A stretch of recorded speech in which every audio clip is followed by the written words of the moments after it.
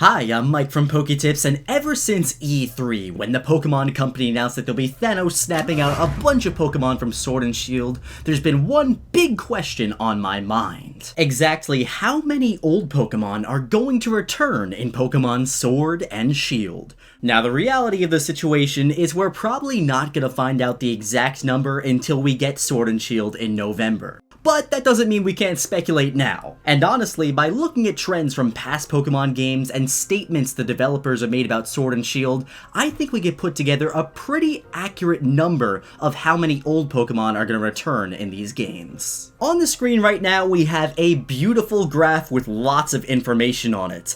Right here, we can see the amount of Pokemon in each regional Pokedex since Generation 3 when they introduced the regional Pokedex. So looking at the graph, it's very clear to see that there's a trend where the newer games have more Pokemon. Back in Ruby, Sapphire, and Emerald, they only had 202 Pokemon in the regional Pokedex. Fire Red and Leaf Green, remakes of the original Pokemon games, still had 151 Pokemon. What really surprises me looking back on it now is Diamond and Pearl only had 151 Pokemon in the Pokedex. I'm happy to see Platinum fix that by bringing the number up to 210.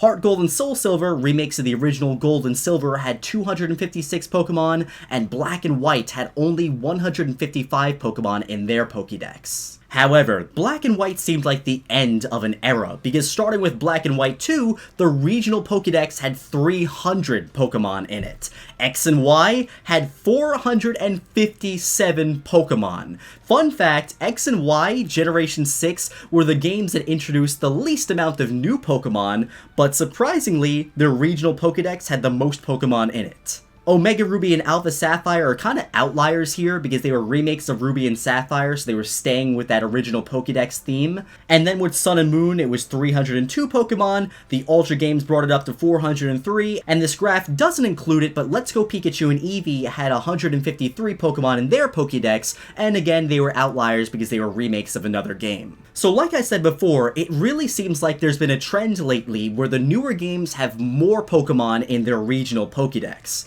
So I would say the ideal Pokedex that Game Freak would make would have anywhere from 300 to 500 Pokemon in it. If we isolate Pokemon X and Y, Sun and Moon, and Ultra Sun and Moon, it looks like right in the middle of all those numbers is 400, so it's pretty safe to say that we'll have at least 400 Pokemon in Sword and Shield. 400 is a pretty decent number. However, I think we're gonna get 505 Pokemon in Sword and Shield. Here's why. At the E3 Treehouse, when they announced that not all Pokemon were going to be in Sword and Shield, quickly after saying it, they said, don't worry, there's still going to be a lot of Pokemon in the Galar region. Yeah, in the Galar region, you're going to find a lot of Pokemon, including a bunch of Pokemon that no one has discovered yet. So the games are definitely chock full of content. And it will be no small feat to complete the Galar region Pokedex, but I do hope that players will give their best to, try and catch them all in the region. Then, a few days later, Game Freak did an interview with Famitsu, the Japanese magazine, and they went ahead and said that with Pokemon Sword and Shield,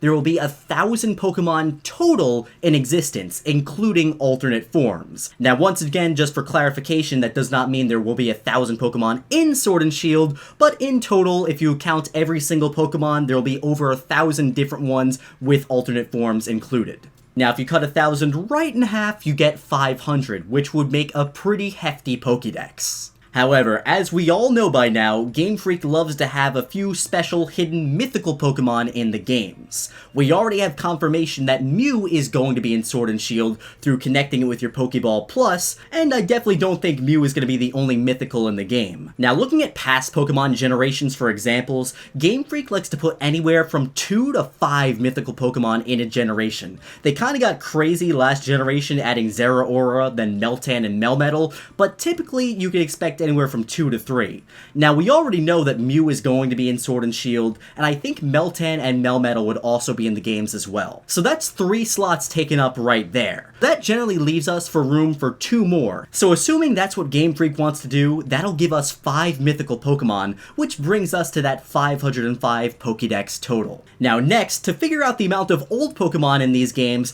we're gonna have to figure out the amount of new ones. So first, let's take a look at how many Pokemon each generation has introduced since the regional Pokedex came out. So starting with Generation 3, those games introduced 135 Pokemon.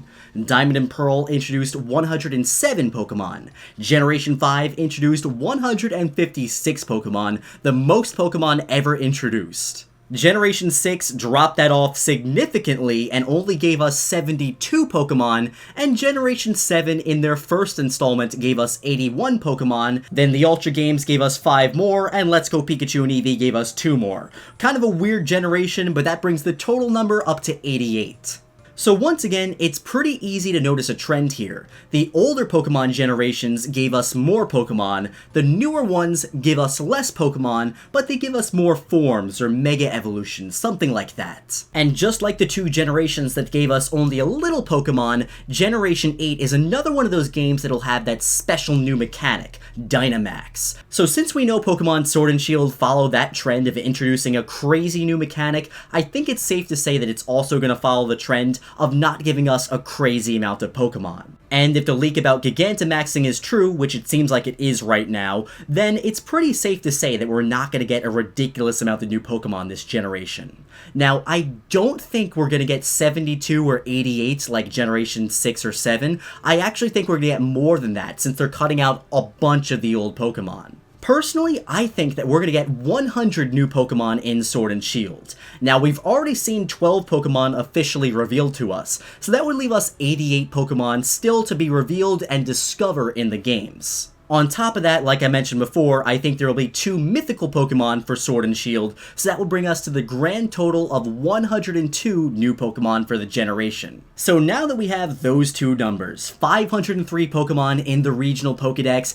and 102 new Pokemon for Sword and Shield, that means, if I was right about this, which I'm more than likely not going to be because this is all coming out of my head, but if I was right about that, my guess would be 401 old Pokemon returning, 400 regular Pokemon, and the 1 mythical Mew. To me, I can definitely see a number like that actually being true, because the Galar region looks like it can have a lot of Pokemon all throughout it, especially in the wild area. So again, my guesses for the amount of Pokemon in Sword and Shield: 401 old Pokemon returning, 102 brand new Pokemon to give us a grand total of 503 Pokemon in the Galar region Pokedex. I can't wait until November when these games come out to see how close I was. Maybe I'm spot on, maybe I'm off by a little bit, or maybe I'm way off. Can't wait to find out. In the comment section below, I want to know, do you guys think I'm right? Also, let me know your guesses as well. As always, my friends, thank you so much for watching this video. I hope you enjoyed it, and my friends, I'll be seeing you in the next one.